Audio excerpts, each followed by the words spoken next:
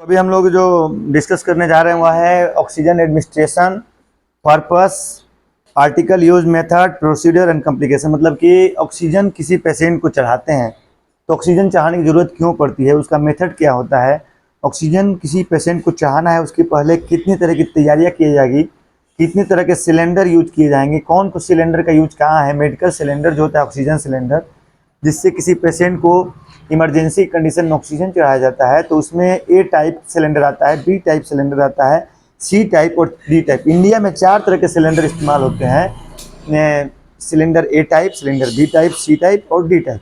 जो most common जो होता है वह सिलेंडर बी टाइप यूज होता है। इसका हम लोग डिस्कस आगे करेंगे। अभी हम लोग समझ रहे हैं कि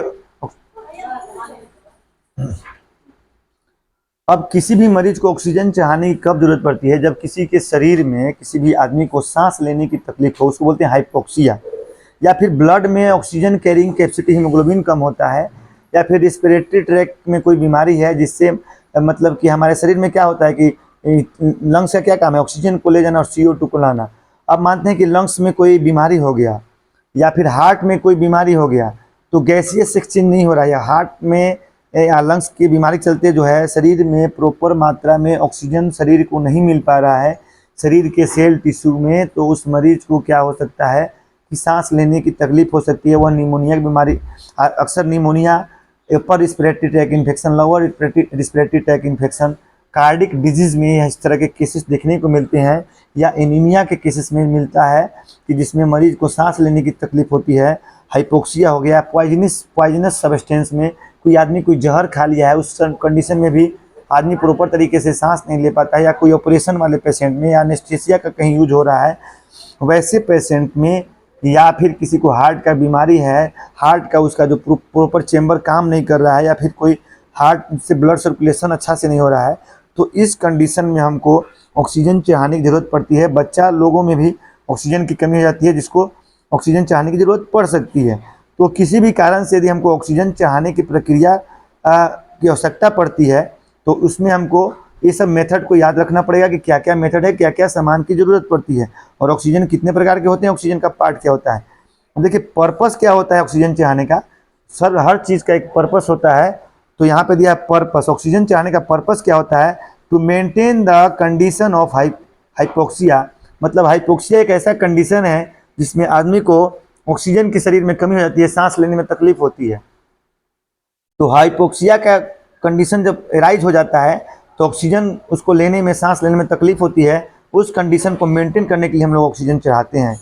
या फिर हम शरीर में जो हमारा हीमोग्लोबिन होता है उसमें ऑक्सी हीमोग्लोबिन होता है। शरीर में हीमोग्लोबिन में ऑक्सीजन की मात्रा होती है, जितना अच्छा शरीर में ऑक्सीजन की मात्रा होगी उतना अच्छा क्या होगा कि जितना अच्छा हीमोग्लोबिन होगा उतना अच्छा शरीर में ऑक्सीजन कैरी करने का कैपेसिटी ज़्यादा होगा, उसको ऑक्सी हीमोग्लोबिन बोलते हैं। तो जब हम लोग रेड बोन, कभी कभी रेड ब्लड सेल जो होता है वह हीमोग्लोबिन को कैरी करता है, ढोता है। तो कभी कभी क्या होता है कि जैसे आरबीसी में कोई बीमारी हो गया, आरबीसी की कमी हो गया या हीमोग्लोबिन का कमी हो गया, तो उसमें ऑक्सीजन कैरिंग कैपेसिटी कम हो जाता है, जिसमें मरीज का सांस फूलता है थोड़ा सा चलने पर। तो उस कंडीशन में हमको मतलब कि ऑक्सीजन चढ़ाने की ज़रूरत पड़ सकती है। या फिर किसी ऑपरेशन वाले पेशेंट में ब्लड का लॉस हुआ है, या कोई ऐसा ऑपरेशन हुआ है, या एनेस्थीसिया देते के समय में हमको ऑक्सीजन की ज़रूरत पड़ सकती है। अब मानते हैं कि to maintain the ability of cell to carry the normal metabolic function. शरीर का जो सेल होता है, हमारे शरीर जो होता है अनगिनत सेल से मिलकर बना हुआ है, और सेल में भी क्या होता है कि सेल को भी जिंदा रहने के लिए ऑक्सीजन और ग्लूकोज चाहिए। यदि किसी कारण से शरीर में के सेल के मेटाबॉलिक गड़बड़ी के चलते, या किसी कारण से शरीर के सेल सब में क्या होता है कि ऑक्सीजन का ढोने का जो रफ्तार है, कैरिंग कैपेसिटी है, वह कम हो जाता है, तो उस कंडीशन में हमको ऑक्सीजन चढ़ाने की जरूरत पड़ती है। किसी भी कॉम्प्लिकेशन, कोई डिजीज हुआ और उस डिजीज के चलते दूसरा डिजीज कोई कॉम्प्लिकेशन हो रहा है, तो उसके कॉम्प्लिकेशन को रिस्क करने के लिए, उसके रिस्क को कम करने के लिए हम ऑक्सीजन चढ़ाते हैं। तो कॉमन इंडिकेशन क्या हो गया कि यदि किसी पेशेंट को साइनोसिस हो गया। साइनोसिस क्या होता है, साइनोसिस इज द कंडीशन जिसमें शरीर में ऑक्सीजन का कमी हो जाता है, और उस ऑक्सीजन की कमी के चलते उस आदमी का ओठ, नाखून और शरीर नीला पड़ने लगता है। यदि आप कोई आदमी बैठा हुआ है और उस आदमी को एकाएक शरीर और ओठ, अगर शरीर नीला पड़ रहा है, यानी कि उस किसी भी बीमारी के चलते हो सकता है, किसी इन्फेक्शन के चलते हो सकता है, कोई पॉइजनिक सब्सटेंस लेने के चलते हो सकता है, सांप काटने के चलते हो सकता है, कोई भी कारण से यदि बॉडी में साइनोसिस डेवलप हो जाए। साइनोसिस एक ऐसी कंडीशन है जिसमें शरीर में ऑक्सीजन का कमी हो जाने से शरीर नीला पड़ जाता है। तो किसी कारण से यदि ऑक्सीजन का कमी हो जाए और उसके चलते शरीर नीला पड़ जाए, उसको साइनोसिस बोलते हैं। वहाँ पे हमको इमीडिएटली ऑक्सीजन चढ़ाने की जरूरत पड़ेगी। यदि कोई मानते हैं अस्थमा का या COPD chronic obstructive pulmonary disease है, उस पेशेंट को ब्रेथलेसनेस हो रहा है, सांस लेने में तकलीफ हो रहा है, प्रॉपर तरीका से सांस नहीं लेना है, उसका ब्रेथलेसनेस मतलब सांस फूलना, दम फूलना, तो उस कंडीशन में हम लोग ऑक्सीजन चढ़ाने की जरूरत पड़ सकती है। यदि कोई पेशेंट एनीमिया है, एनीमिया मतलब लॉस ऑफ हीमोग्लोबिन, ब्लड में हीमोग्लोबिन की कमी, यदि किसी मरीज के ब्लड में हीमोग्लोबिन परसेंटेज 4 ग्राम 3 ग्राम है और उसके चलते उसका सांस फूल रहा है, तो उसको ब्लड चढ़ाने की जरूरत पड़ सकती है। यदि किसी पेशेंट को पल्मोनरी इडिमा है, उन्हें चेस्ट से रिलेटेड बीमारी होता है, पल्मोनरी मतलब लंग्स हो गया और इडिमा मतलब सूजन, लंग्स में सूजन हो गया, तो लंग्स में क्या होता है, एल्वोलाई जो होता है गैसियस एक्सचेंज करता है, CO2 O2 का आदान प्रदान करता है। यदि किसी कारण से मानते हैं कि गैसियस आदान प्रदान करने का मतलब लंग्स कोई पार्ट डैमेज हो गया, कोई बीमारी हो गया, जैसे पल्मोनरी इडिमा हो गया, या फिर COPD हो गया, कोरोनरी पल्मोनरी ऑब्स्ट्रक्टिव डिजीज हो गया, या फिर अस्थमा हो गया, या फिर अपर रिस्पिरेटरी ट्रैक्ट इन्फेक्शन हो गया, या फिर लोअर रिस्पिरेटरी ट्रैक्ट इन्फेक्शन हो गया, या फिर पेशेंट को निमोनिया हो गया। निमोनिया का आप लोग नाम सुने, बच्चा में निमोनिया हो जाता है, सांस लेने में तकलीफ होता है, बूढ़ा में भी निमोनिया होता है, बैक्टीरियल निमोनिया होता है, वायरल निमोनिया होता है, इन्फेक्टिव निमोनिया हो सकता है। तो किसी कंडीशन में निमोनिया हो गया या कभी चेस्ट में कोई एक्सीडेंट हो गया, बाइक एक्सीडेंट, रोड एक्सीडेंट, किसी तरह के एक्सीडेंट में चेस्ट में चोट लग गया और चेस्ट प्रॉपर तरीका से काम नहीं कर रहा है, उस कंडीशन में ऑक्सीजन चढ़ाने की जरूरत पड़ सकती है। यदि शरीर में इन्वायरमेंट में किसी कारण से यदि पोल्यूशन हो गया और इन्वायरमेंट में लो ऑक्सीजन है, माने ऑक्सीजन की मात्रा कम हो जा रही है, तो सभी लोगों को सांस में प्रॉब्लम हो सकती है, तो वहाँ पे ऑक्सीजन चढ़ाने की जरूरत हो सकता है। हेमरेज के कंडीशन में मानते हैं कहीं एक्सीडेंट में या किसी भी कारण से ऑपरेशन में या किसी भी कारण से ज़्यादा एक्यूट ब्लड का लॉस हो गया, तो उस कंडीशन में हमको ऑक्सीजन चढ़ाने की जरूरत पड़ सकती है। ठीक है ना। यदि किसी पेशेंट में शॉक हो गया या सर्कुलेटरी फेलियर हो गया, मैंने कोई पेशेंट शॉक में चला गया, कोई न्यूज सुना बेहोश होकर शॉक में चला गया, या फिर उसको क्या बोलते हैं, उसका सर्कुलेटरी फेलियर हो गया, मतलब उसका जो हार्ट और लंग्स काम कर रहा है वो काम करना बंद कर दिया। सर्कुलेटरी फेलियर मतलब कि जो सर्कुलेशन हो रहा है, सर्कुलेशन फेल हो गया, उस कंडीशन में ऑक्सीजन चढ़ाने की जरूरत पड़ सकती है। यदि कोई बच्चा को एनेस्थीसिया होता है क्या, जब किसी पेशेंट को ऑपरेशन के लिए कोई भी ऑपरेटिव केस किया जाता है तो उस पेशेंट को बेहोश किया जाता है, तो बेहोश करने के दौरान जो होता है उसको एनेस्थीसिया दिया जाता है, और उस कंडीशन में क्या होता है कि पेशेंट को ऑक्सीजन देने की जरूरत पड़ सकती है। यदि एस्फिक्सिया क्या होता है कि कोई पेशेंट फांसी लगा लिया और फांसी लगाया तो मरा नहीं, लेकिन उसका कुछ देर तक उसका रिस्पिरेटरी ट्रैक्ट दब गया, उस कंडीशन में हमको उसको ऑक्सीजन चढ़ाने की जरूरत पड़ सकती है। ऑक्सीजन सिलेंडर, एक मिनट, ऑक्सीजन सिलेंडर देखिए कि किसी भी पेशेंट को ऑक्सीजन चढ़ाना है तो हमको क्या क्या सामान की व्यवस्था करना पड़ेगा। सामान डॉक्टर्स का जो रजिस्टर है, डॉक्टर का जो नोट्स है, उस पर लिखा रहता है कि पेशेंट को कितना ऑक्सीजन देना है, कितना लीटर देना है, वह सब हम लोग आगे डिस्कस करेंगे। तो सबसे पहले हम लोग ऑक्सीजन सिलेंडर होना चाहिए। और ऑक्सीजन सिलेंडर क्या होना चाहिए, दो तरह का होता है, एक तो मैनुअल ऑक्सीजन सिलेंडर हो गया, एक सेंट्रल सप्लाई होता है जो गैस पाइप के द्वारा होता है, या जो भी व्यवस्था हो। हेमिडिफर होना चाहिए। हेमिडिफर क्या होता है या हेमिडिफर है, हेमिडिफर क्या करता है, जो हम ऑक्सीजन शरीर को दे रहे हैं वह ऑक्सीजन को मॉइस्ट मतलब ड्राई नहीं रहने देता है, सूखा नहीं।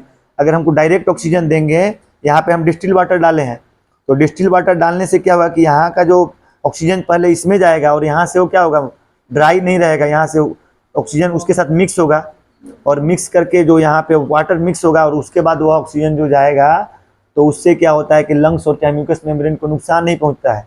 ड्राई ऑक्सीजन चढ़ाने से क्या होता है कि जो ऑक्सीजन का ड्राई पार्ट है वह लंग्स में या किसी भाग में जाके चिपक जाता है और बाद में वहाँ से ब्लीडिंग होने लगता है, हेमरेज होने का चांस रहता है।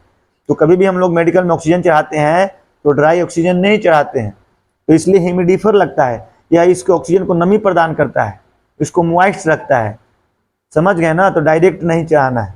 उसके बाद इसमें ये हेमिडिफर का जो हम लोग यूज धीरे धीरे बताएंगे। हेमिडिफर में क्या होता है कि इसमें जैसे हम डिस्कस कर रहे हैं, तो इसमें हमको दो तरह का मार्किंग है। यहाँ पे देखिए मिनिमम, यहाँ इसमें क्या करेंगे हम लोग, RO वाटर या डिस्टिल वाटर भरेंगे जब भी हमको यूज करना है, तो इसको हम लोग खोल देते हैं। इसको हम लोग क्या करेंगे, यहाँ से खोलने का होता है, तो खोलेंगे तो यहाँ पे एक रबड़ लगा रहता है, यहाँ पे देखिए यह रबड़ लगा होना चाहिए ताकि ऑक्सीजन लीक नहीं करे। रबड़ खराब हो जाने पर रबड़ बदल देंगे। और इसको हम लोग पानी चेंज करते रहते हैं, जैसे मानते हैं इसमें डिस्टिल वाटर या आरओ वाटर डालेंगे और इसको प्रॉपर तरह से इसमें दिया हुआ है ये ह्यूमिडिफायर में मिनिमम और मैक्सिमम। तो हमको जो पानी रखना है वो मिनिमम और मैक्सिमम के बीच में रखना है, मैक्सिमम से ऊपर नहीं रखना है, मिनिमम से नीचे नहीं रखना है। इतना चीज़ समझ लेंगे, ये चेक कर लेंगे और फिर इसको अच्छी तरह से हम लोग क्या करेंगे, इसको हम लोग कस देंगे। इसका भी हम पार्ट का धीरे धीरे सब नाम बताएंगे आगे जाके। और ह्यूमिडिफायर हो गया या फ्लो ऑक्सीमीटर हो गया, इसमें कितना लीटर देना है यह रहता है। तो यह सब हम डिस्कस आगे करेंगे, अभी हम थोड़ा टॉपिक से इधर उधर जा रहे हैं। पॉज करो। ह्यूमिडिफायर हो गया, फ्लो मीटर हो गया, गॉज पीस होना चाहिए, गॉज पीस जो गॉज पीस होता है, और एडेसिव टेप होना चाहिए कि हम ऑक्सीजन जिस मेथड से लगा रहे हैं यदि हमको कहीं टेपिंग करने की जरूरत पड़ी, जो पेपर टेप आता है वह पेपर टेप होना चाहिए। और वहाँ के आसपास लिखा होना चाहिए नो स्मोकिंग बोर्ड। यदि हम किसी को ऑक्सीजन चढ़ा रहे हैं और कहीं भी आग जल रहा है या कोई स्मोकिंग कर रहा है तो उसके आग लग जाएगा, क्योंकि ऑक्सीजन आग जलने में मदद करता है और कार्बन डाइऑक्साइड आग बुझाने में मदद करता है। तो यह सब चीज़ हम लोग क्या करेंगे, होना चाहिए। इसके बाद हमको यहाँ पे स्पिनर होना चाहिए ऑक्सीजन सप्लाई को खोलने के लिए। वाटर चेक करने का कैपेसिटी होना चाहिए कि ट्यूब में वाटर क्या है। यह सब हमको व्यवस्था सामान का कर लेना है। अब हम लोग को मेथड क्या करना है, ऑक्सीजन सप्लाई के लिए कौन कौन सा मेथड हम लोग यूज करते हैं, इसको हम लोग क्या कर सकते हैं। बहुत तरह का मेथड हो सकता है। तो very common method of oxygen administration in hospital setting. Hospital setting अगर वहाँ पे है तो वहाँ पे ऑक्सीजन चढ़ाने का बहुत सारा व्यवस्था है और ईजी व्यवस्था है। किसी किसी पेशेंट को लंबे समय तक ऑक्सीजन चढ़ाना पड़ता है तो घर पे भी हम लोग ऑक्सीजन चढ़ाने की व्यवस्था करते हैं। कुछ कुछ ऐसे पेशेंट हैं जिनको काम करते समय भी ऑक्सीजन चढ़ाने की जरूरत पड़ता है, तो वह जब खा रहा है, पी रहा है, घूम रहा है तो उस समय भी ऑक्सीजन हम उसको चढ़ा सकते हैं नोस्ट्रिल में। तो कैथेटर, एक नोस्ट्रिल कैथेटर होता है जिसको हम लोग नोस्ट्रिल में इंसर्ट करते हैं और उसको हम लोग एडेसिव टेप से लगा देते हैं। वह नोजल कैथेटर टाइप का नोजल ऑक्सीजन कैथेटर आता है और उसके द्वारा हम लोग क्या कर सकते हैं कि पेशेंट जो होता है कि फ्रीडम होता है, वह बात कर सकता है, खाना खा सकता है, घूम सकता है बेड पर। तो बहुत तरह के हम लोग मास्क यूज करेंगे। ऑक्सीजन का जो कितने तरह के मास्क यूज करते हैं, ऑक्सीजन सप्लाई के लिए प्रोसीजर क्या है, इसको हम लोग जिक्र करेंगे। थोड़ा सा पॉज करो। तो यहाँ पे एक बार थोड़ा जिक्र कर रहे हैं, इसके बारे में हम समझा रहे हैं कि क्या क्या है। ये जो है हम बता दें ह्यूमिडिफायर है। ह्यूमिडिफायर में क्या होगा कि इसमें हम मैक्सिमम और मिनिमम कर लिए। इसमें हम बताया कि एक रबड़ होता है, वो रबड़ लगा होना चाहिए। यह होता है ऑक्सीजन आउटपुट होता है। यहाँ से जो हम ऑक्सीजन पहले यहाँ से जो सिलेंडर है, ये बी टाइप सिलेंडर है। बी टाइप सिलेंडर 3 फीट का होता है और सिलेंडर जो ऑक्सीजन चढ़ाने वाला आता है, देखिएगा जब भी ऑक्सीजन सिलेंडर मिलेगा तो वेल्डिंग वेल्डिंग कटर का भी अलग आता है, लेकिन जो मेडिकल ऑक्सीजन सिलेंडर होता है उसमें काला और वाइट रहता है। तो ये हम लोग समझ जाएंगे, और वाइट इतना है और नीचे का जो काला टैंक जो है ऑक्सीजन टैंक काला है और मुंह पे जो उजला है वो है मतलब कि मेडिकल सिलेंडर है, उसको हम लोग चढ़ाने के लिए पेशेंट का यूज करेंगे। और ये रेगुलेटर है और यहाँ पे जो है कि यहाँ पे जो है ये जो है क्या बोलते हैं, रिंच है, जिसको हम इसका ऑक्सीजन का नोट खोलने बंद करने का काम करते हैं। तो ऑक्सीजन आउटपुट जो हम लोग यहाँ से ऑक्सीजन जाएगा और ड्राई नहीं रहेगा, मॉइस्ट होकर जो ऑक्सीजन यहाँ से रहेगा, जो मास्क किस वजह, इसमें इवेंचुअली मास्क है। बहुत तरह के मास्क यूज किए जाते हैं और मास्क के बारे में हम आगे जिक्र करेंगे। तो ये ऑक्सीजन सप्लाई हो गया, ऑक्सीजन आउटलेट हो गया। अब यहाँ पे जो है रिड्यूसिंग जो है प्रेशर रिड्यूसिंग है, इसको हम लोग कम बेसी करके एक चीज समझेंगे कि ऑक्सीजन सिलेंडर में क्या होगा, क्लॉकवाइज और एंटी क्लॉकवाइज। सुनिए, क्लॉकवाइज मतलब ऐसे चलेगा और एंटी क्लॉकवाइज में घड़ी के विपरीत चलेगा। तो घड़ी के विपरीत वाला खुलेगा, क्लॉकवाइज बंद होगा। अब इसमें बहुत सारे लोग हैं क्या कि नया नया में क्या करते हैं कि इसको यूज कितना प्रेशर मारेंगे तोड़ देंगे, खोल नहीं पाएंगे। तो हम समझेंगे कि जब हम क्लॉकवाइज करेंगे तो बंद होगा और एंटी क्लॉकवाइज खुलेगा। वैसे ही ई नोल खोलना है तो ई भी क्लॉकवाइज बंद होगा, एंटी क्लॉकवाइज खुलेगा। समझ में आ रहा है ना कि जितना भी ऑक्सीजन में खोलने और बंद करने का जो काम है, क्लॉकवाइज जो है वह क्या करेगा, बंद होगा और एंटी क्लॉकवाइज खुलेगा। यानी कि उल्टा ऐसे खोलेंगे तो खुलेगा, ऐसे बंद होगा। पहले इसको हम लोग खोलते हैं, फिर इसमें से ऑक्सीजन इसमें आता है, फिर फ्लो मीटर को रेगुलेटर है, इसको रेगुलेट करता है कि हमको पेशेंट यहाँ पे लिखा हुआ है 2 3 4 5 6 7 8 10 15 कितना लीटर हमको डॉक्टर पुर्जा पे लिखा है, जितना लीटर लिखा है उतना हम लोग यहाँ पे करेंगे। तो यहाँ पे एक बबुल है, एक बल्ब है, जिसे एक ऊपर उठेगा तो जहाँ तक वो आएगा उससे हमको पता लगेगा। तो ये जो होता है रेगुलेटर में भी क्या होता है कि इसके भीतर जो लगा हुआ है सेफ्टी वाल्व है, क्या है, सेफ्टी वाल्व है। इसको खोलोगे तो समझ में आएगा, ये जो इसके भीतर जो होता है सेफ्टी वाल्व होता है, और जो है रिड्यूसिंग प्रेशर है, ये प्रेशर गॉज है, क्या है, प्रेशर गॉज है। यह ऑक्सीजन हम दे रहे हैं, यह बताया कितना लीटर गया और कितना प्रेशर में जा रहा है। यह प्रेशर कौन बनाएगा, यह प्रेशर गॉज, इसका नाम क्या है, प्रेशर गॉज, और इसका नाम है फ्लो मीटर। इसका ऑक्सीजन आउटलेट है, इसका ह्यूमिडिफायर नाम है, इसका जो नाम है सेफ्टी वाल्व नाम है, इसके भीतर वाला।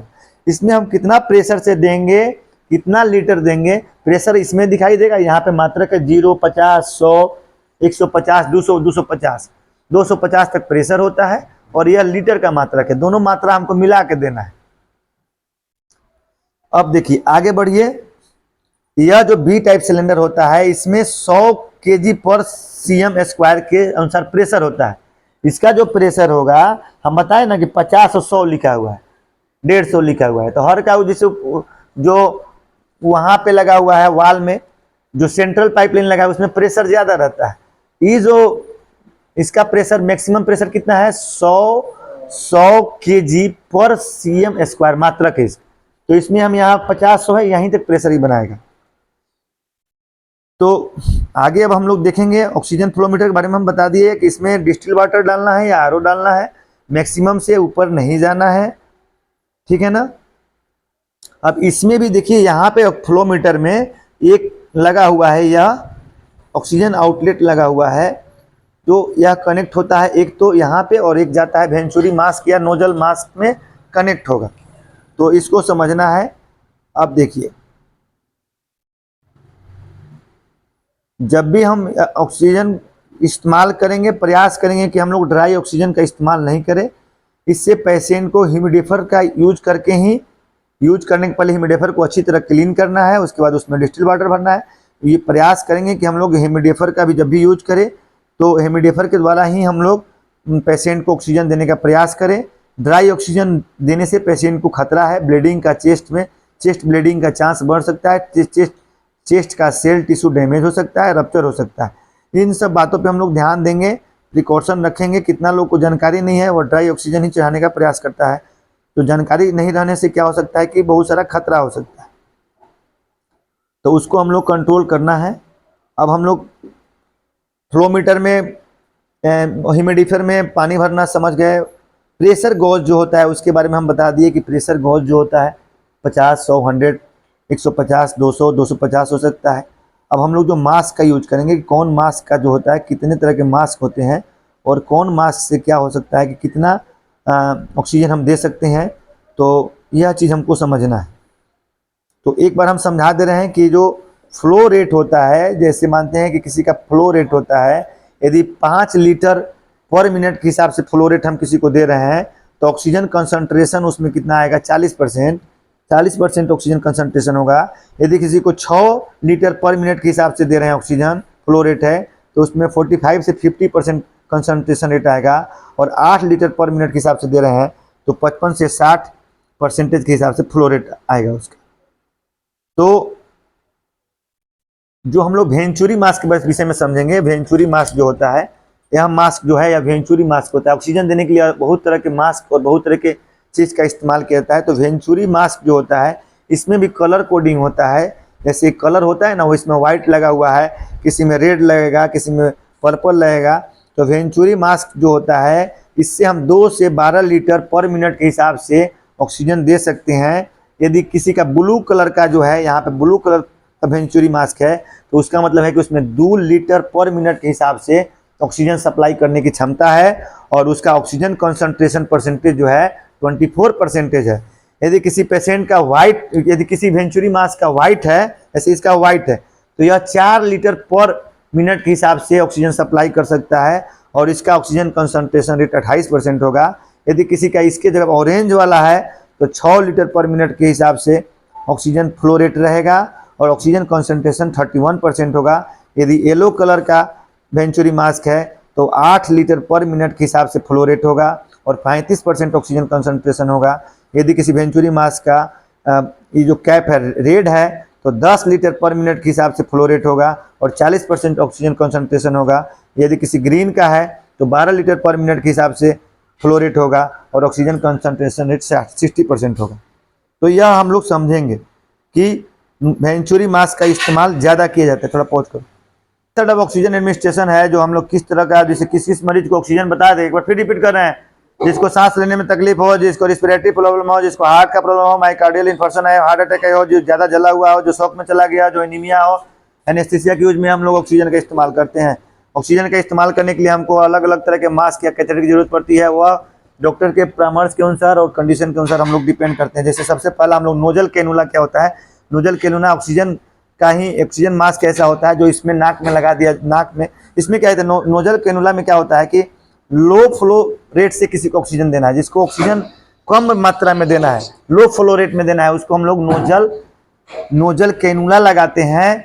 इसका सीओपीडी पेशेंट के लिए ज़्यादा यूज किया जाता है, जो कोरोनरी ऑब्स्ट्रक्टिव पल्मोनरी डिजीज है। इसका ऑक्सीजन फ्लो रेट है 1 से 6 लीटर पर मिनट और इसमें ऑक्सीजन कंसंट्रेशन जो होता है 22 से 24% होता है। नोजल कैथेटर एक होता है, नोजल कैनुला है। दूसरा नोजल कैथेटर जो हम लोग वीडियो बनाते हैं उसमें आप देखिएगा। नोजल कैथेटर का यूज हम लोग क्या करते हैं कि ज़्यादा हॉस्पिटल में यूज किया जाता है।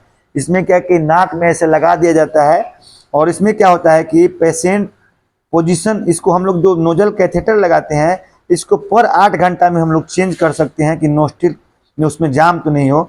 और इसमें ऑक्सीजन का फ्लो रेट होता है 1 से 6 लीटर पर मिनट। फ्लो रेट समझना है कि कौन सा मास्क यूज करेंगे तो कितना फ्लो रेट ऑक्सीजन चढ़ाना है, ये चीज समझो। मेन चीज कैसे खोलना है, कैसे बंद करना है, इसका काम क्या है, यह चीज समझना है। नोजल कैथेटर एक कैथेटर के अनुसार होता है, उसको हम लोग नाक में डाल देते हैं, फिर यहाँ पे रख देते हैं, उसको यहाँ पे टेपिंग कर देते हैं, फिर उससे ऑक्सीजन देते हैं। फेस मास्क होता है, face mask, simple face mask. Face mask लगा के भी हम लोग ऑक्सीजन देते हैं। 4 तरह का फेस मास्क होता है। वो सिंपल फेस मास्क होता है, एक होता है पार्शियल फेस मास्क होता है, और एक होता है नॉन रीब्रेथेबल फेस मास्क होता है, और एक होता है वेंचुरी फेस मास्क होता है। तो इस चीज़ को याद करना पड़ेगा, समझना पड़ेगा। सिंपल फेस मास्क जो होता है वह शॉर्ट टर्म इमरजेंसी के लिए यूज किया जाता है। जैसे कोई का एक इमरजेंसी आ गया और कुछ देर के लिए उसे ऑक्सीजन चढ़ाना है, इसमें ऑक्सीजन का फ्लो रेट है तो इसमें 5 से 7 लीटर पर मिनट चढ़ेगा। यदि किसी को ऑक्सीजन चढ़ाना है 5 से 7 लीटर तभी इसका सिंपल है। अब किसी को 10 लीटर चढ़ाना है उसका अलग चीज है।